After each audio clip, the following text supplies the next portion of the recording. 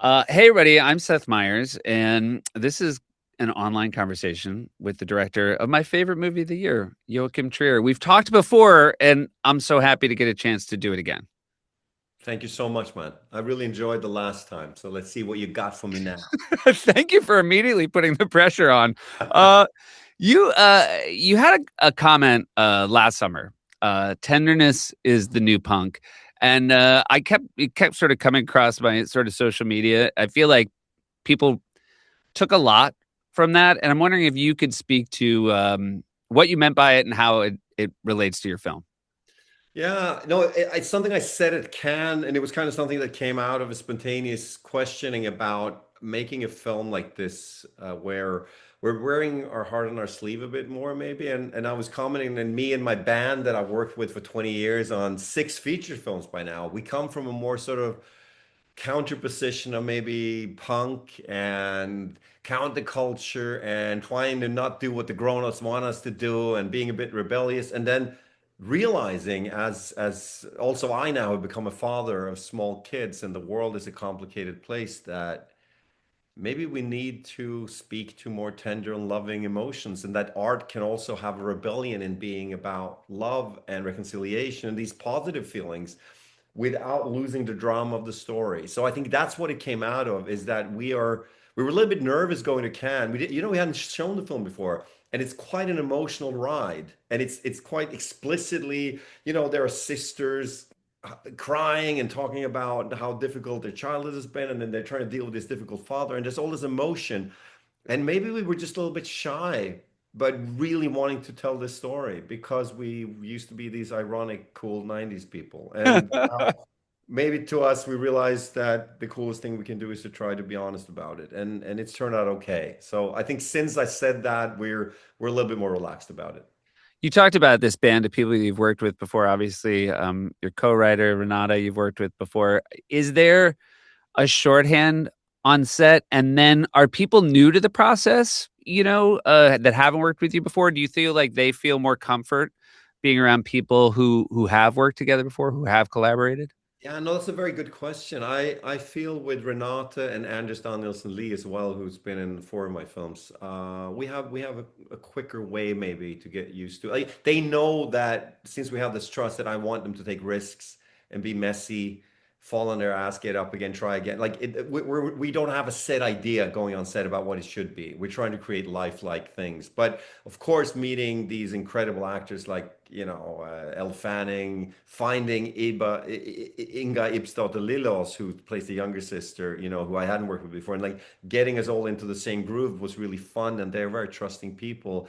Maybe the one that I was most nervous about was Stellan Skarsgård, just because I admire him so much. And I mean, I, he's been in. I checked out on IMDb. He's been in 152 films, and he's worked with all these incredible directors, and recently Denis Villeneuve and David Fincher, and in the theater before that, even he worked with Ingmar Bergman. So who the hell was I to come and try something?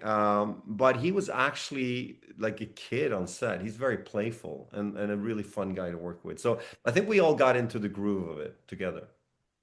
It's a beautifully written script, and there's some truly incredible dialogue, and yet there's so much acting that is done without words. You mentioned Stellan, I feel like, has so many moments, and it is a deeply moving film, but it's so funny at times. And I was saying to somebody, I think one of my favorite comedy scenes of the year was while it dawns on his face that his cinematographer is so much older than he remembers. Um, Yeah. does is Stellan the kind of actor who appreciates those moments where he's asked to do a lot without actually speaking? I think I call him Mr. Cinema. I think that's the virtue of what he wants to do. And Right. he could do a monologue and he can do all that. He can do good dialogue scenes, but he loves being present, letting the situation speak and letting the internal speak in his acting. And I think that's really interesting about him. And yeah, and he's also very funny. I think sometimes I have to like he's great at both drama and Yeah. fun stuff, but he would love to do make something interesting in a comedic way. But we're also talking in this film. I talked to the other actors as well about since the film is about generational trauma and the grievances of what we didn't get in our family life. It's important to have a sense of levity because life is like that. And there's a beauty in people's peculiar avoiding mechanism that they are funny because things are also painful. And so it plays into each other. And it would be, I wouldn't want to make like a domestic drama where people sit around crying around a kitchen table. I've been very honored by the fact that SNL has done some like Yeah. books about Scandinavian cinema recently. And I Right. know from them that is also inspired by the fact that we were on set a couple of times and Stellan, knows Lorne and stuff. So we're very honored by that parody, but we hope that people understand out there that we are also, we're not making just this Right. sad, depressing movie. We're hoping that it's got some life to it as well. In the watching, I couldn't think of sort of a film that was not just about generational trauma, but there's World War II trauma, and yet there's this incredibly light touch where it's very much about that without making you feel like it's about that the whole time. And I think that as an audience member, I don't know, that burden is taken off you to just like be in each scene and not think the whole time this is a movie about this. You just Oh, got to live thanks. with everybody. You talked about like internal acting. I think an example of external acting that I want to talk to you about how you directed both Elle and Renata and the fact that they both had to do this scene from Gustav's movie and how you went about giving these real life actors the way you wanted them to perform it and how difficult that was. Oh, thank you. No, I'm very happy about what they both did with that. We call it the monologue that then the father Gustav has written originally for Renata's character, and it strikes home with her in a very truthful way because she sees herself mirrored in her father's gaze in a way in that scene. It's like to say it very explicitly, the scene is about a very wounded child seeing that her father sees her on a deeper level and that they actually share something fundamental. So that was a very sort of that was the approach to that scene, and there's not much to say to Renata because she's one of the best actors in the world. And I even tear up every time I see that scene of her reading that monologue. With Elle, who's an incredible actor, she has her wounded moment in a way with some truthful emotion towards the end of the film when she leaves the project. But before that, she had to do something which is very difficult. She has to read the same monologue and kind of do a good performance, Right. without it being quite right. So it's like if you ask a really like the best singer in the world of being off, Yeah. it's actually tricky. And the thing was, she gave me a lot of alternatives. She did the whole spectrum of versions. And I was just impressed how she came back to a very emotional scene. And it's good acting, but there's something, she's not acting as if it's only her truth. She's acting as an actor who's discovering to do a performance like that for the first time and being surprised by it. So I don't know. I can't say enough nice things about Elle Fanning. I think in a way, even though the film turns out that it wasn't the right part for her character, I think by making this film together and her actually coming to Norway and working with us and realizing all of us, we just work the same way, regardless of whether Yeah. you're American or Norwegian. It kind of proves the point that we can do things together. It is such an interesting observation you just made, which is how hard it is to just be a little bit off. Because, the comedy version, the sort of broad strokes comedy version is she's a bad actor and she's really just not. And Exactly. to be like, just to be a little bit wrong for the part, um, was just fascinating to watch. And the level of difficulty in that, I'm just so glad that she's being recognized Me for as it. well. I've been a fan of her. It's so funny to say about a young actor like Elle, but I'm such a fan of her like my whole career because we've seen Yeah. her since she was a kid. But there's also something about she really helped us, and I think all of them did, to not make a navel-gazing film about just film people being cool. We're trying to Right. engage the audience in understanding the mechanism, not in a boring educational way, but that these are also human beings struggling every step of the way by making another movie, and actually at the end of the day looking for true relationships, which is the core of the story. I will say, and I also just want to applaud the Academy for, both recognizing Renata and recognizing Elle, who are playing people in our industry, but also recognizing Inga, who played, of course, the hardest thing to be, which is someone who lives with people who are in our industry. Yeah. You know what I Or mean? Like, Inga's character, yeah, the little younger sister. yeah, but it was, because by design, it has to be a smaller performance, and yet it's just so well observed, and I'm just so happy. Did you know, you mentioned you'd never worked with her before? Like, how quickly did you know you just made this excellent decision?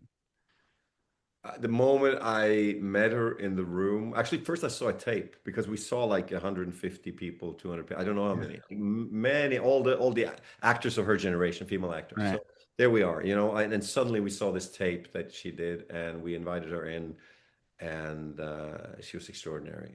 She has a sort of a profound sense of presence that I've rarely encountered, and it's beautiful. Good at the time, even though she's done a lot of good work in the past, at the time she was also working as a teacher of young drama students because she's Right. really good technically and all that, and she knows how to be with people, and then actually now she's Oscar nominated, and I think it kind of wasn't expected for her. So Right. I mean, I'm just super proud of her. But honestly, my editor said this to me when he started on the project and he saw rushes coming in. He was like, "There's not like a false note with this one. Like she can't do wrong. Like she just is virtuous Right. and is always truthful." So I admire her. This has been, obviously a whirlwind awards tour, and I'm sort of catching you in the end of it. And you've been to, all these different award shows, and obviously done a ton of press. Like, has there been a moment during this where it's dawned on you that this is really happening and this movie has been received the way it's been received? Yeah, many, many.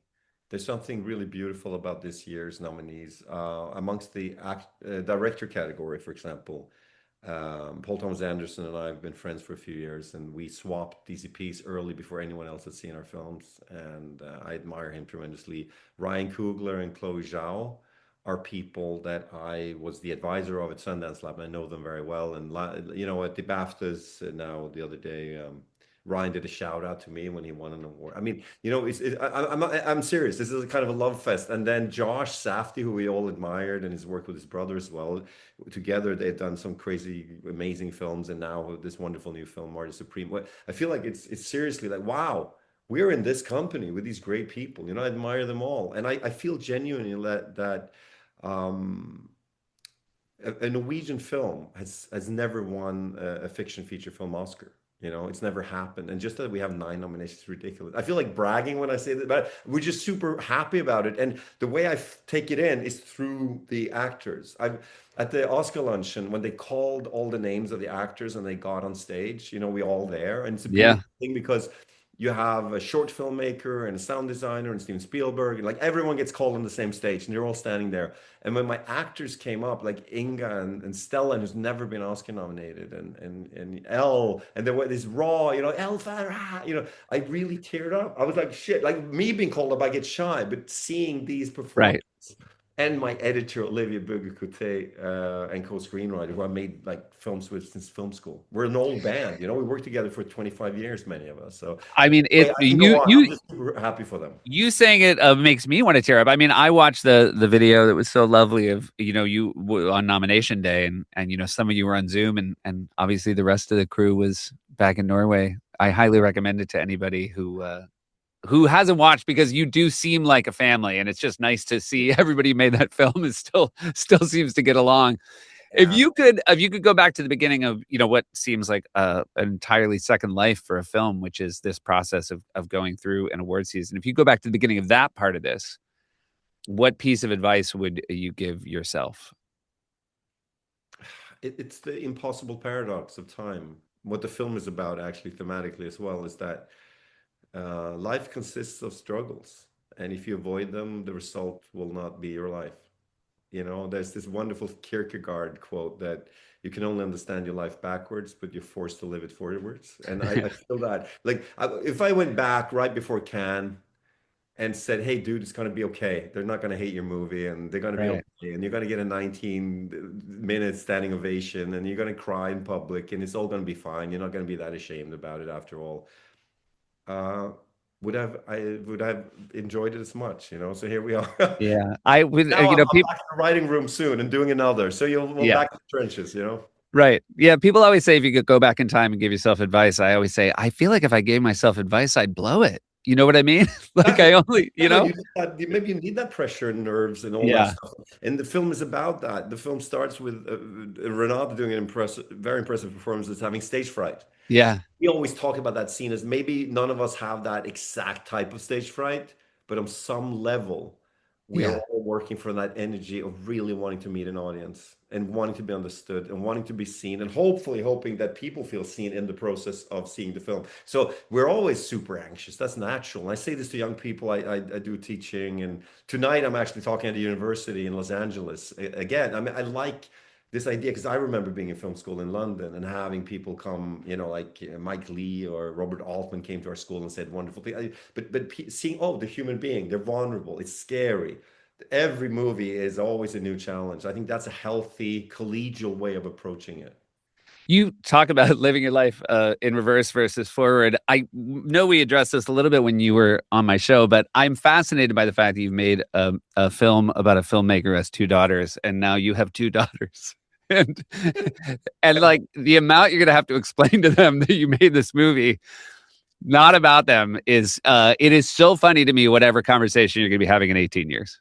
Yeah, well, please invite me back to your show and tell me the story. I no, but listen, this is the thing. I made this film from a very personal moment of having one child and my first daughter, and it changed me radically, obviously. And becoming a father made it possible to do a more humane film from the point of view of two daughters about a kind of a difficult father, because I had to also understand that guy. And him being a film director, I think I wrote some stuff about my anxieties. And then, as I said in your show, my wife came into the room like seriously right after we did the first draft and said, "Hey, we got to talk," with a pregnancy test in her hand, like, and we have another daughter, and they're exactly 3 years apart, like in the movie. So Oh, everyone's going to think it's an apology. I'm glad to have this on the record as much as possible. I'm trying to avoid becoming that guy. right. I'm Please actually do. Please, yeah, save this for the historical record and show it to them when they are in their mid-teens. I feel like is when it might be an issue. So I'll be in my 60s by then, so that's going to be a joy. you'll So be yes, fine. I You'll be need it, man.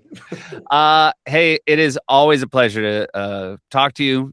Best of luck Thank you. with the final leg of this incredible journey, and it's so nice to see you again. Oh, likewise. Really nice to talk, man. Thank you. All right, I'll see you back in New York. Thanks everybody for watching. And go do your thing.